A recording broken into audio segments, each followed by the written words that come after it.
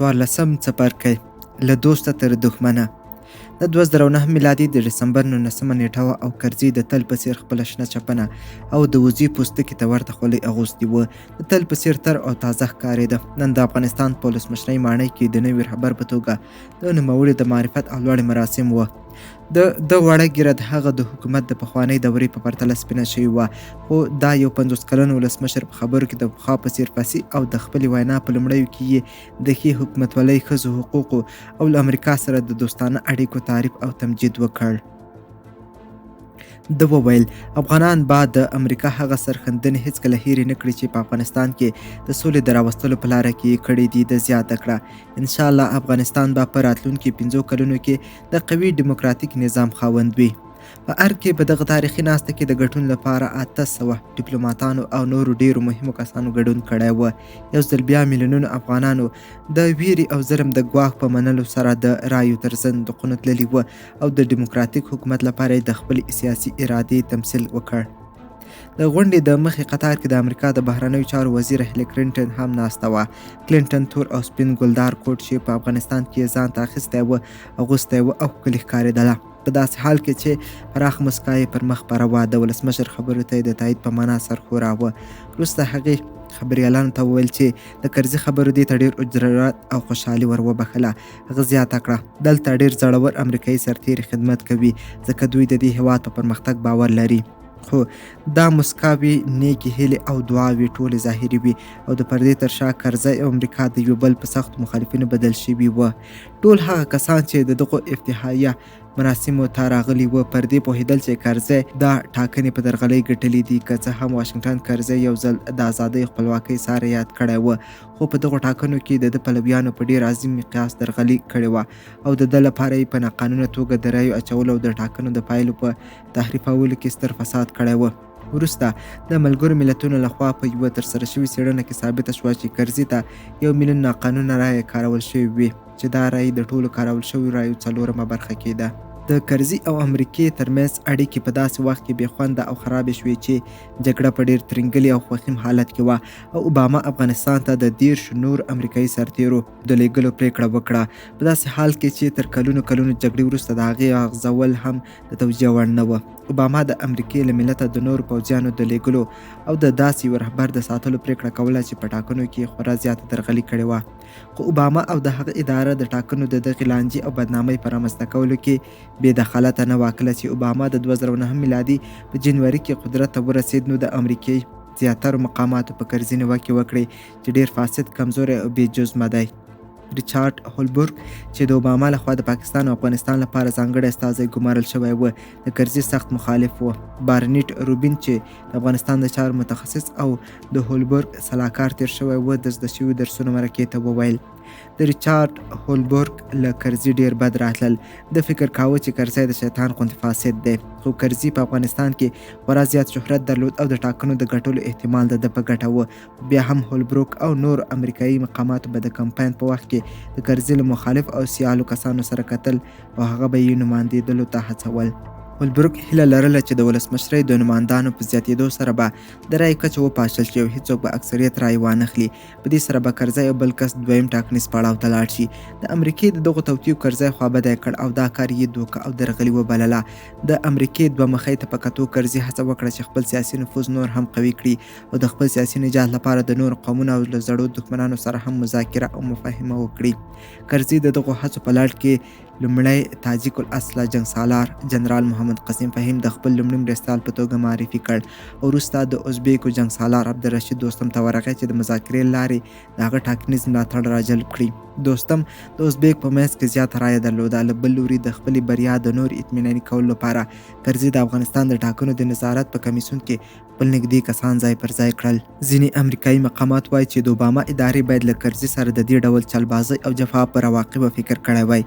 د امریکې د دفاع وزیر رابرټ ګیټس د ویرجینیا پوهنتون شفاهي تاریخي مرکې ته په دې اړه وویل د جنګسالارانو طرف د کرزي د مخې کولو او په ټاکنو کې په درغلۍ او تقلب لاس پورې کولو لامل دا و چې هغه پر امریکا باور له لاسه ورکړ.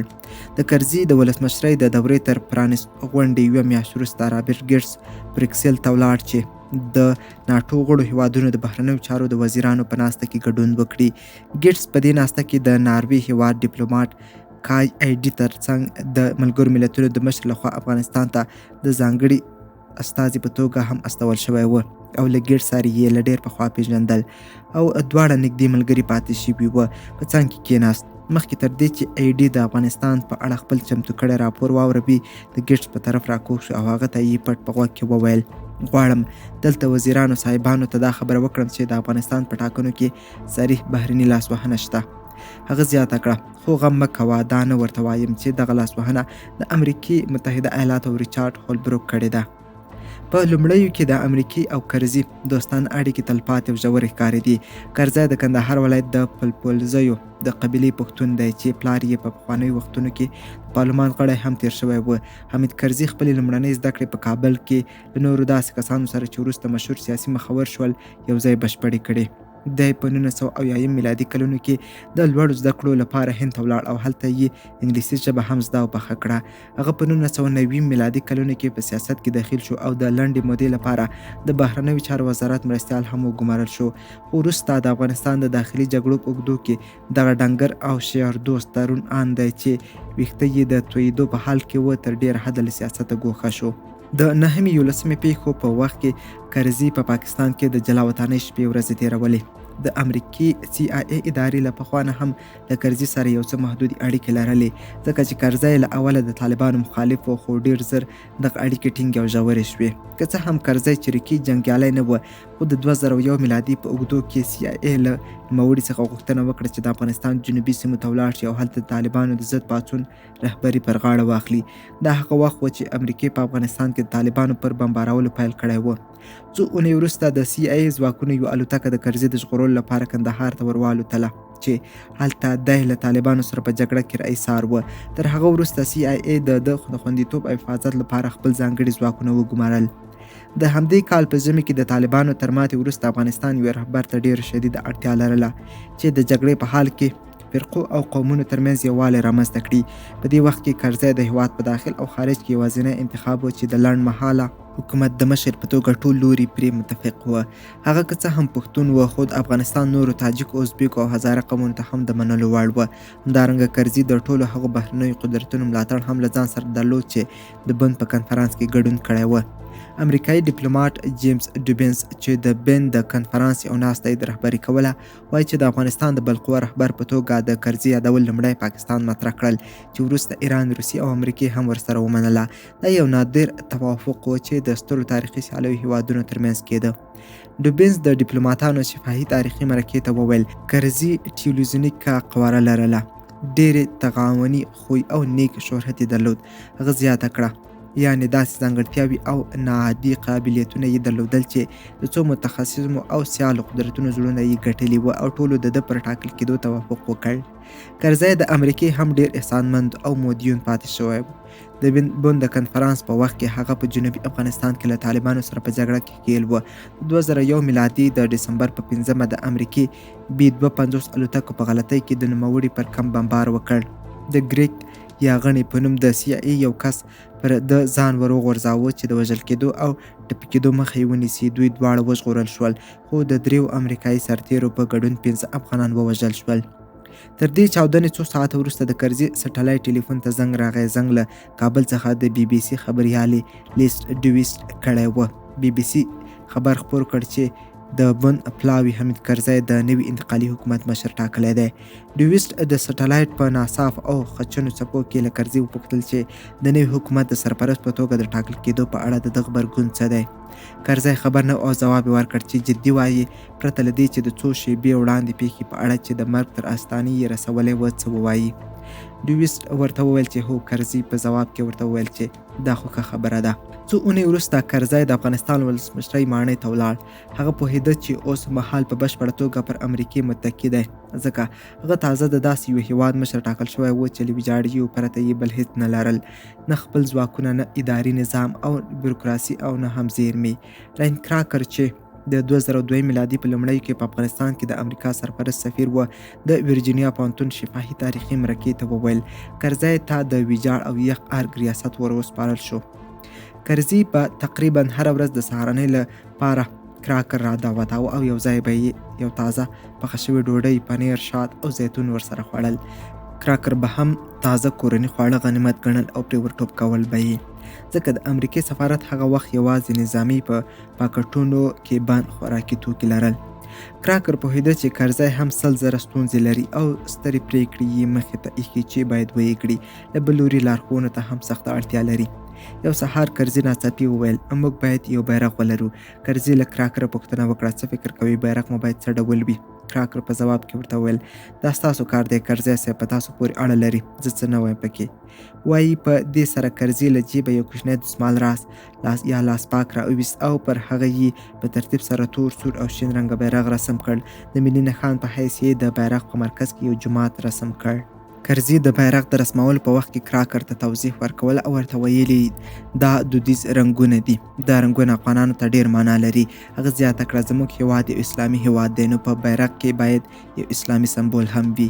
کراکر وایي چې لږ وروسته د نوي جوړ شوي هیواد بیرغ وزېږېد، هغه هم په یوه لاسي دسمال. کراکر د کرزي دا احساس چې افغانستان ته یې د یو واحد ملت په سترګه کتل نه د جنګېدونکو او بدي دارو قومونو په حیث د ستایلو وړ وباله، خو نوموړي شک درلود او نه پوهېده چې کرزی به د داسې متنوع هیواد د اداره کولو سیاسي ظرفیت او وړتیا ولري که نه. کراکر وایي چې هغه د ولایتونو د اداره کولو لپاره والیانو ته اړتیا لرله.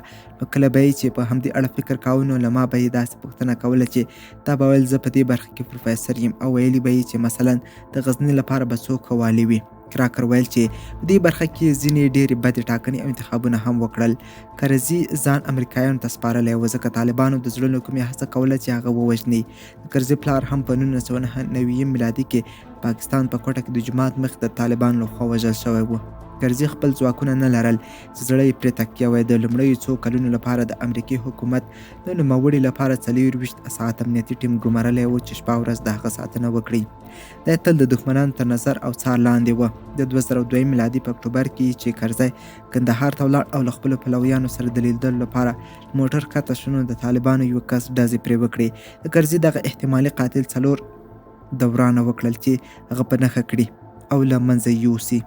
خو په پای کې حمله کوونکی د امریکایي ځانګړو ځواکونو لخوا ووژل شو. کرزی که څه هم ټپي نه شو خو دا هغه ته د خطر یو بل زنګ و. د 2004 میلادي تر اکتوبره پورې افغانستان نسبتاً باثباته او د دې جوګه شوی و چې خپلې ولسمشري ټاکنې ترسره کړي. تر 8 میلیونو ډیر افغانان د طالبانو لخوا له توندو ګواښونو سره د رایو صندوقونو ته ولاړل او خپل ملي رسالت یې ادا کړ. کرزي د 55 سلنه رایو په ترلاسه کولو سره په اسانۍ خپل 19 نور نمایندان سیالان له صحنې لرې کړل او ټاکنې یې وګټلې. نړیوالو څارونکو هم د ټاکنو پروسه په پوره دقت او پام سره څارله. د امریکا له لیدلوري د بش حکومت تر دې د غوره او بهتره ټاکنو توقع نه درلوده، ځکه یوازې 3 کاله کېدل چې دوی افغانستان ته راغلي وو. افغانستان چې یو وخت د کمونیستي نړۍ تابع هیواد و، اوس په یو ډیموکراتیک هیواد د بدلیدو په حال کې و او د دې تغییر لپاره افغان رهبرانو د امریکې سرښندنې نه هېرېدونکې بللې. د 2004 میلادي په ډسمبر کې رمیسفیلډ او چیني دواړه کابل ته روان شول چې د کرزي د لوړې په مراسمو کې ګډون وکړي. رمیسفیلډ د دغه سفر په اړه وروسته دواړو د واورو په یوه بڅرکي کې ډیر په اشتیاق بوش ته غږېدلی و او ویلي دي هغه ورځ به مې هېڅکله هیره نه شي. هغه ویلي چې کله دی او چیني له خوشحالۍ په جامو کې نه ځایېدونکي کرزي سره مخامخ شول نو کرزي ورته وویل ستاسو په راتګ دلته ژوند جاري شو. تر امریکا مخکې دا هیواد د یوه تصویر غوندې بې حرکته ولاړ و، خو تاسو چې راغلی ژوند بیا سر راپورته کړی. ستاسو په مرسته موږ نن دې ځای ته رارسېدلي یو. د کرزي د رامولو لپاره د بوش ادارې زلمی خلیلزاد افغانستان ته ولېږه.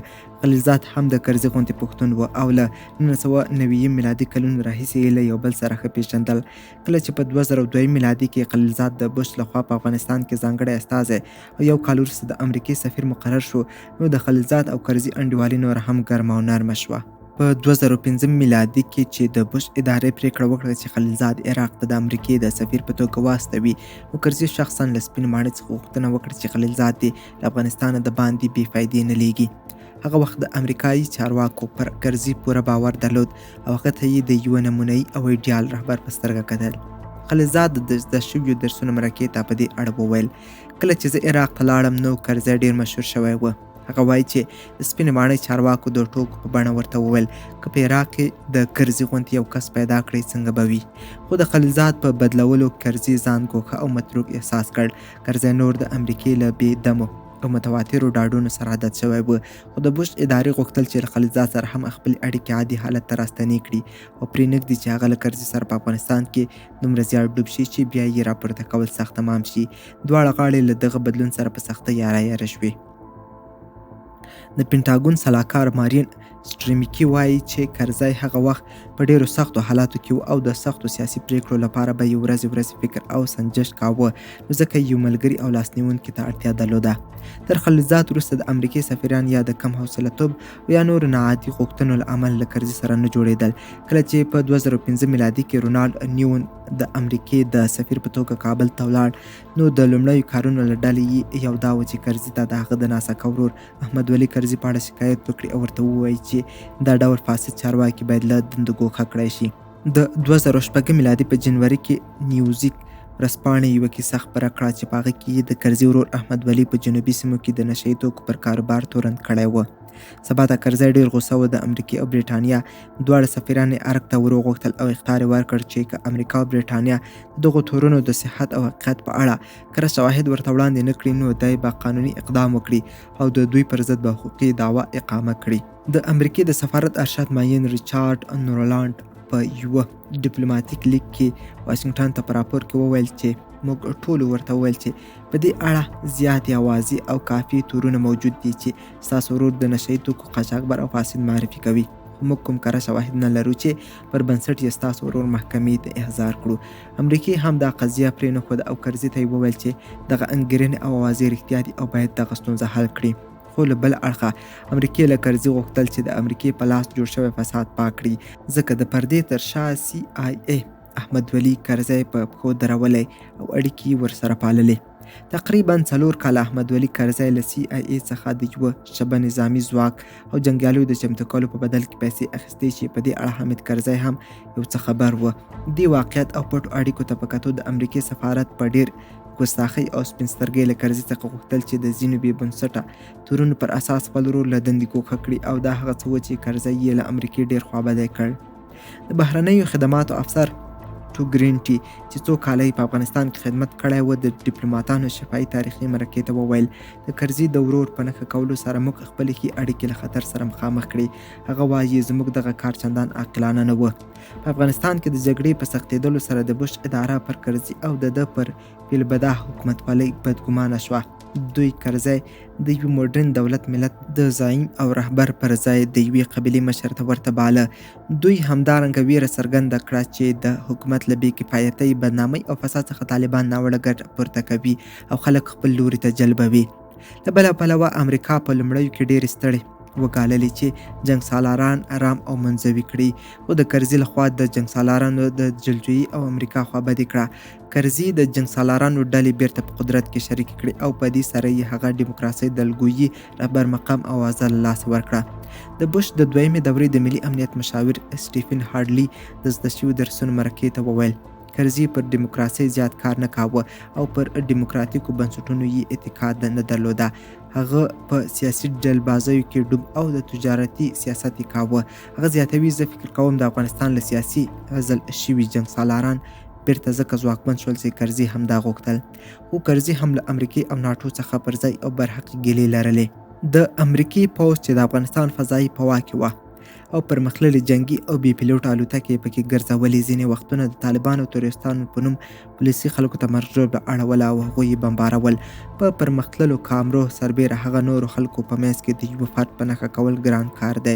دا هغه څه و چې ترهګرو با کول او ځانونه به یې د هوا له لوري په نښه کېدو څخه د ژغورلو لپاره د عامو ولسي خلکو په منځ کې ساتل. د جګړې په سختېدلو سره د هوا له لارې د امریکې بمبارۍ او بریدونه هم ډېر شول چې په پایله کې ولسي خلکو ته د زیان رسېدلو ګراف پورته وخوت. له بل لوري د امریکایي قمندانانو لخوا پر زیانمنو شویو ملکیانو ته ترهګرو ټاپه وهل، په داسې حال کې چې شواهدو به په برعکس ګواهي ورکوله. هغه څه و چې وضعیت یې نور هم ترنګلی کاوه. حامد کرزي په کلونو د امریکې لخوا د ملکي خلکو بمبارول وغندل، خو دغه غږ هغه وخت ډېر اوچت شو چې په 2008 میلادي کې امریکې د یوې بمبارۍ د پټولو هڅه وکړه. د جولای په 6 عیني افغان شاهدان خبر ورکړ چې د امریکا جنگي الوتکو په غلطۍ د ننګرهار ولایت په یوه لرې پراته کلي کې پر واده بمبار کړی دی او لسګونه ښځو او ماشومانو ته یې مرګ ژوبله اړولې. د امریکې پوځ دغه ادعا په کلکه رد کړه او ویې ویل چې دوی په یوه غرنۍ ساحه کې د دښمنانو پر یوه ستر ډله بمبار کړی او هدف یې ډېر دقیق ویشتلی دی. د امریکایي پوځ ویان لومړی بریدمن ناتان پیری اسوسییټډ پریس اژانس ته په دې اړه وویل کله چې موږ بمبار کوو نو لومړنی فریاد چې پورته کیږي دا وي چې ملکیان مو وژلي، په داسې حال کې چې وژل شوي کسان ټول وسلوال ترهګر او افراطیان وي. کرزي د ننګرهار د پیښې د څېړلو لپاره یوه کمیټه وټاکله چې په دې برخه کې پلټنې وکړي. د امریکې پوځي چارواکو وروسته ومنله او خبرې ورکړ چې په دې مبارۍ کې 40 کسان چې زیاتره یې ماشومان او ښځې دي وژل شوي دي. دوی د ملکیانو د وژل کېدو له امله پښیماني او خواشیني څرګنده کړه او ژمنه یې وکړه چې په دې برخه کې به خپله هم څېړنې کوي. خو وروسته هېڅ داسې څېړنې ونه شوې او نه هم کوم څه خپاره شول. یوه میاشت وروسته د امریکې نظامیانو یوې امنیتي فاحشې خطا د کرزي غوسه او غندنه نوره هم راوپاروله. د امریکې ځواکونه او افغانستان یوه میاشت وروسته د امریکایي نظامیانو یوې عملیاتي خطا د کرزي غوسه او غندنه نوره هم راوپاروله. د امریکې ځواکونه او افغان پوځ په ګډه د هرات په عزیز آباد کلي کې عملیات وکړ او د AC 130 الوتکو په هوایي مرسته یې پر دغه کلي حمله وکړه. د امریکا پوځ ویل چې دوی دغه عملیات د طالبانو د یوه ډېر لوړ رتبه او مهم رهبر د له منځه وړلو لپاره کړي او هېڅ ملکي مرګ ژوبله نه لري. خو ډېر زر واقعیت څرګند شو او د یوې ورځې په جریان کې د امریکې نظامي چارواکو ومنله چې په دغو بریدونو کې 15 تنه ملکي کسان وژل شوي دي. خو وروسته دا هم معلومه شوه چې دا شمېر په ډېره فاحشه بڼه د مرګ ژوبلې تر واقعي شمېر کم ښودل شوی.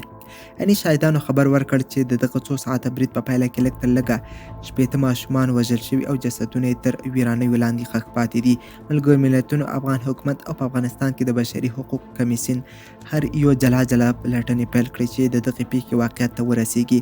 د تصویرونو، ویډیوګانو او له برید څخه د ژوندیو پاتې شویو کسانو د ګواهیو په راټولولو سره دوی دې پایلې ته ورسېدل چې له 78 څخه تر 92 ملکي وګړو چې زیاتره یې ماشومان دي د دې برید په پایله کې ژوندي له لاسه ورکړي دي. غوسه شوي کرزي د دغه کلي لیدنه وکړه او ویې ویل چې امریکایان د افغانانو ژوند ته ارزښت نه ورکوي. هغه وویل 15 کاله کېږي چې شپه او ورځ کار کوم چې د داسې بریدونو مخه ونیسم خو لا هم نه یم توانېدلی. هغه زیاته کړه که زه د دوی په مخنیوي توانېدلی وای نو د عزیز آباد خلک به اوس داسې په وینو سره نه وه. دا په داسې حال کې وه چې امریکایي ځواکونو له خپل دریځ دفاع کوله او افغان چارواکي د طالبانو په طرفدارۍ تورنول. پینټاګون د دغې پیښې د څېړلو لپاره بېلې پلټنې پیل کړې. تر څو اونیو پلټنو وروسته دې پایلې ته ورسېدل چې 22 پاڅون کوونکي او 33 ملکیان وژل شوي. خو له دې سره سره دوی خپل برید توجیه کړ او ویې ویل چې پر دغه کلي حمله دفاعي اړینه او مناسبه وه. د امریکې پلټونکو د افغانانو او ملګرو ملتونو شواهد رد کړه او هغه یې ناسم او د دوی په اصطلاح د ځینو ځانګړو مغرضو یا اقتصادي او سیاسي کړیو کار وباله. د بې بندوباره هوایي بریدونو ترڅنګ کرزي د امریکې او ناټو ځینې مزاحمې او ناسمې شپنۍ چاپې هم په شدیدو الفاظو وغندلې. د هوایي بریدونو غوندې شپنۍ چاپې هم ځینې وختونه منحرفېدې او د اصلي هدف پر ځای به یې ملکي وګړو ته مرګ ژوبله اړوله. د امریکایي پوځیانو یو سرتیر د زده شویو درسونو مرکې ته وویل چې په دې برخه کې د تېروتنو کچه دومره زیاته وه چې د منحرفو بریدونو او چاپو نامطلوبو پایلو سره د مبارزې لپاره سم مدیریتي سیستم رامنځته شوی و. مثلا زیانمنو شویو ته مالي تاوان یا تسلیتي مرسته ورکول. دغه سرتیري چې په 2008 میلادي کې په خوست ولایت کې خدمت کړی و وایي چې یوه ورځ د امریکایي پوځ رینجر ځواکونو په غلطۍ د یو افغان پوځ د ډګروال پر کور چاپه ووهله او د ډګروال ترڅنګ یې د ده ښځه چې د ښوونځي ښوونکې وه هم ووژله. دغه سرتیري وویل چې موږ خپل متحدین تر تیغ تیر کړل. ظاهرا بعد د بوش ادارې په افغانستان کې په ملکي مرګ ژوبلې خواشیني څرګندوله خو پټه یې بیا پر کرزي فشار راوړ چې هغه په دې برخه کې نرمښت وکړي او په عامه ویناو کې پر امریکایانو نیوکې ونه کړي. خو کرزي غوښتل چې خپل خپلواکي څرګنده کړي او لامل یې هم ښایي دا و چې طالبانو به تل کرزی د امریکې لاسپوڅی او ګوډاګی باله. کرزي زیاتره داسې مسایل رابرسېره کول چې د امریکې نظامیانو به ردول او هغه به یې ناسم بلل. د بېلګې په توګه نوموړي د امریکې پر حکومت له پاکستان سره د نرم چلن له امله نیوکې وکړې او ویې ویل چې امریکا په پاکستان کې د طالبانو د پټنځایونو په له منځه وړلو کې ناغېړي کوي. دا تورونه که څه هم موجه او برحقه وه خو د امریکې په چارو کې به بد لګېدل. رابرټ ګیټس وایي موږ به له کرزي سره هر ځل په همدې وران وو. هغه به له موږ سره په میاشتو میاشتو د همدې ستونزو په اړه خبرې کولې او په عامه ویناوو کې به یې هم امریکا ته ګوت نیونې کولې. هغه زیاتوي خو موږ چندان پام ورته نه کاوه. که موږ د هغه خبرو ته ارزښت ورکړی وای او په سمه مو اورېدلي وای نو ښایي هر څه متفاوت وای. د امریکې چارواکو به له کرزي د متناقضه توقع لرله چې له یوه لوري غوښتل هغه یو پر ځان بسیا او اهل جسم او قاطع رهبر واوسي او له بل لوري تل په هغه باندې په زور خپلې غوښتنې تحمیلولې او غوښتل یې هغه د امریکې د ګوتو اشارو ته وناڅي. ګیټس وایي د خلکو زړونه ورو ورو له کرزي جګېدل. هغه به یې رواني او لیونی باله او ویل به یې چې د امریکا سړی دی. زما په نظر هغه د امریکې ښه متحد نه و، خو دا حقیقت دی چې امریکا یې ښه متحده نه ده. که موږ رښتیا ښه متحدین وای نو موږ باید د کرزي خبرو ته غوږ نیولی وای، ځکه هغه د دغو ټولو شیانو په اړه کلونه شکایت راته وکړ خو موږ ونه اورېده. کله چې اوباما واک ته ورسېد نو ادارې یې مخکې له مخکې د کرزي په اړه د جدي او سخت دریځ د غوره کولو پرېکړه کړې وه. د 2009 میلادي د جنوري په لومړیو کې د اوباما لومړی مرستیال جو بایډن کابل ته ولاړ. له کرزي سره یې د هغه د کابینې په خونه کې ولیدل او د غرمې په ډوډۍ کېناستل. بایډن او د امریکې نورو چارواکو د کرزي پوښتنو راپارونکو سیاسي لیدونو د حکومت بې مهاره فساد او له قاچاقي کړیو سره د نوموړي د ورور اړیکو ته په ګوت نیونې سره د کرزي غوسه وپاروله او په غبرګون کې یې کرزي هم د شپنیو چاپو او ملکیانو د وژلو په برخه کې پر امریکا توندې نیوکې وکړې. دې خبرو بایډن ډېر غوسه کړ. لاسي دسمال یې پر ځمکه وویشت چې له امله یې دغه د ماښامي ناسته په خوابدۍ خفګان پای ته ورسېده. یوه میاشت وروسته هولبروک کابل ته سفر وکړ او له حامد کرزي سره یې د هغه د کارځای په دویم پوړ کې ولیدل. هولبروک د دې پر ځای چې د بایډن له جنجالي ناستې څخه راپیدا شوې نارضایتي او خفګان له منځه یوسي، نور یې هم په ټپونو کې چړې ووهلې. کرزي یې هم په مقابل کې زړه تش کړ او په دې سره د دوی ناسته هم بې خونده پای ته ورسېده. د هولبروک له بیرته تګ سره کرزي د ملګرو ملتونو ډیپلومات کای ای ډي خپل دفتر ته راوباله او ورته ویې ویل چې امریکا غواړي موږ دواړه له صحنې وباسي. هولبروک یوازینی امریکایي ډیپلومات نه چې په کرزي یې باور له منځه تللی و او هغه یې له خپل مسیره منحرف باله. د امریکې نوي سفیر کارل ایکنبري هم د 2009 میلادي په جولای کې واشنګټن ته یو ډیپلوماتیک لیک ولیږه او په هغه کې یې د کرزي د دوو متضادو مخونو ته چې دواړه د ستونزو او ستړو د شدت نښې وه اشاره وکړه. ایکنبري لیکلي و چې د کرزي یو روح هغه روح دی چې ضعیف او د دولت جوړونې له اصولو سره نابلد دی. دا روح یې دې واقعیت ته متوجه شوی چې د نړیوالو لیوالتیا او مینه له ده سره کمه شوې او هغه پخواني شان او دبدبه یې نوره نه ده پاتې. هغه زیاتوي د کرزي بل مخ او روح د تل په څیر هغه ځیرک او مداري سیاسي دی چې ځان ته د ملي اتل په سترګه ګوري. د کرزي او امریکا دا ګرم اختلاف ډیر زر په جوش راغی. د 2009 میلادي د اګست په 20 د افغانستان په تاریخ کې د ولسمشریزو ټاکنو دویمه دوره راورسېده او افغانان د خپل سیاسي سرنوشت د ټاکلو لپاره د رایو صندوقونو ته ورمار شول. خو همدا چې ټاکنې پیل شوې د روڼتیا او شفافیت په اړه جدي پوښتنې او شکونه مطرح شول. د څو ساعتونو په اوږدو کې راپورونه خپارل شول چې د کرزي کسان په سیستماتیک ډول د رایو د صندوقونو پر ناقانون ډکولو بوخت دي. د ټول هېواد په کچه حیاوي رامنځته شو او د بېلابېلو ډلو ترمنځ د نښتو په پایله کې 20 کسه ووژل شول. تر ټاکنو یوه ورځ وروسته هولبروک کرزي ته وړاندیز وکړ چې د پایلو تر اعلانېدو مخکې دې دویم ټاکنیز پړاو پیل کړي، ځکه د 50 جمع یو رایو ګټلو احتمال کم دی. خو کرزي ونه منل او هولبروک یې د نورو په تضعیفولو او تخریبولو تورن کړ. 2 میاشتې وروسته د افغانستان د ټاکنو خپلواک کمیسیون وروستۍ پایلې اعلان کړې چې کرزي 9.8% رایې خپلې کړې وي، که څه هم 50% نه وي، خو بیا هم دویم پړاو ته د ټاکنو د تګ مخنیوی کولی شوی.